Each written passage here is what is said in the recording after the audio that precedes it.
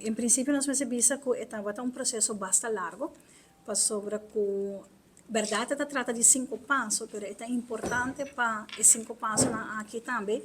O Centro de Cuido, qual nós temos 87 registrados oficialmente no Departamento de Mulher Jovem, botar o que sai também no nosso registro nacional, no website, www.dmh.awi.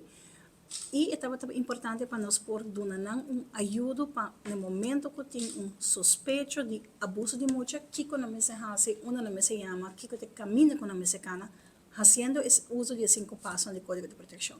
Nós sabemos que o Bureau Sostenimento nos advisa em meldpunt kindermishandeling na Aruba, que para nós é muito importante para nós por ter o processo estrutural, pero também com nós por trabalhar outro, com que nós verwacht, que nós espera de outro, dentro aspecto laboral.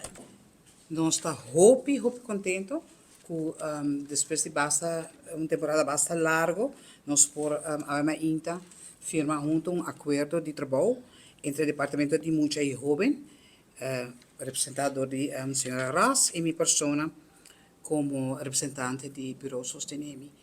É sumamente importante para todos estar ancrado em lei e do burgerlijk wetboek e é importante para nós sostener outro, maneira que o Suena biscava, pero também é importante para nós saber que hora quem tem que fazer seu trabalho, que nós não metemos no trabalho, para não pouco de nosso trabalho.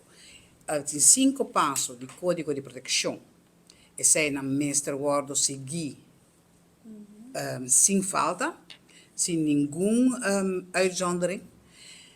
Se acaso tem e passo no código de proteção, vou pegar caminho, e a pessoa que está trabalhando no centro de cuidado sabe que tem supervisor. Cada supervisor, cada dois supervisor para certo quantidade de centro de cuidado para sobrecuidar bastante.